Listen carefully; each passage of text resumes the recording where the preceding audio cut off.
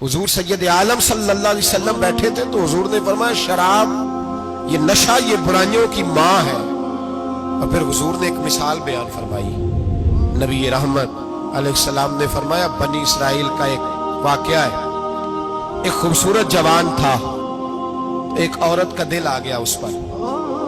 ये याद रख लें, हम लड़कों को मना करते रहते हैं, लेकिन हमें घर की बच्चियों पर भी तवज्जो देनी होगी, हमें उनके खून पर भी निगरानी करनी होगी। औरत का दिल आ गया तो नबी पाक अलैहिस्सलाम फरमाते उसने कोई बहाना लगाया, किसी को कहा कि उस नौजवान को बुला के लाओ, उसको कहो कि हमने कोई गवाही लेनी है तुझसे। वो नौजवान आया, एक कमरे में दाखिल हुआ तो अगले कमरे में ले गए, वहां दाखिल हुआ तो उससे अगले कमरे में ले गई, वो दाखिल हुआ तो इसी तरह 7 मुकफ्फल कमरों में ले गई। मेरे करीम रसूल मेरे महबूब पाक अलैहिस्सलाम फरमाते, सहाबा को समझा रहे हैं मीठे लबो लहजे में, फरमाते जब सबसे पिछले कमरे में ले गई तो एक लड़का बंधा हुआ था वहां रस्सियों से, शराब का प्याला पड़ा हुआ था। बीबी कहने लगी कोई गवाही शवाही नहीं लेनी, तुझे इसलिए बुलाया है कि तेरे ऊपर दिल आ गया है, अब मेरे साथ मुंह काला कर। तो वो जवान कहने लगा नहीं, मैंने अपने नफ्स को पाक रखा हुआ है, मेरी नजर भी पाक है, दिल भी पाक है, और उसकी बरकत यह है कि रब ने मेरी रूह को भी पाक रखा हुआ है, तो मैं ये हरकत नहीं कर सकता। पाक लोग पलीत कामों की जानिब तवज्जो नहीं करते, मैं ये हरकत नहीं कर सकता।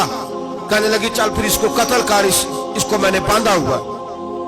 उसने कहा मैं कत्ल क्यों करूं, मेरी क्या दुश्मनी है।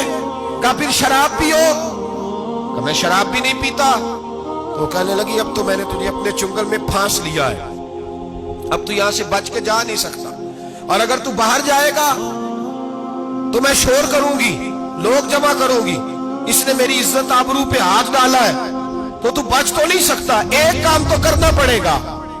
महबूब फरमाते उस नौजवान ने सोचा कि जिना भी बहुत बड़ा जुर्म है, कत्ल भी बहुत बड़ा गुनाह है, चलो अब मजबूरी है तो शराब पी लेता हूं।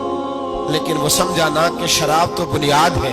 उसने एक प्याला जो पिया, कहने लगा एक और दे दो, दूसरा पिया तो कहने लगा एक और दे दो। अब 3 प्याले 3 बोतलें शराब जो पी चुका तो खुमारी चढ़ गई। अब उस औरत के करीब जाने लगा कि मैं तेरे साथ जिना करूंगा। उसने कहा जब तक मैं करीब नहीं आने दूंगी जब तक तू इसे कत्ल न करे। उसने उसे कत्ल भी किया, जिना भी किया। तो महबूब फरमाने लगे ये कत्ल और जिना जो हुआ है तो ये शराब की वजह से हुआ है।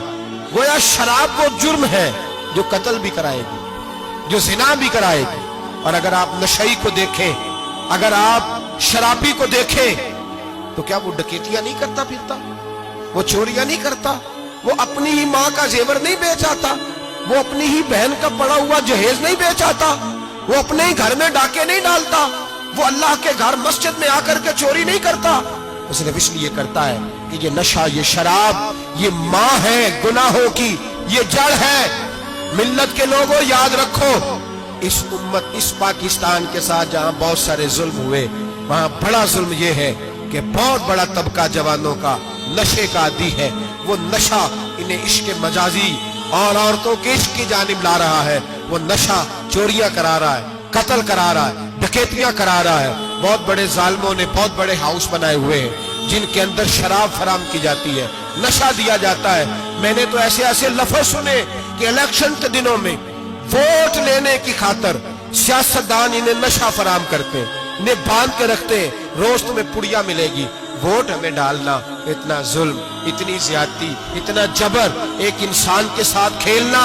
लौट आओ, पकड़ो इनका दामन, अपने घरों को बचाओ, अपने दोस्तों को बचाओ। जागो जागो उम्मत के लोगों, जागो। मेरे नबी पाक सल्लल्लाहु अलैहि वसल्लम के कलमा गो लोगों को बचाओ। इन पर अगर सख्ती करनी पड़ती है तो करो, प्यार करना पड़ता है तो करो, मेहनत करो, जद्दोजहद करो।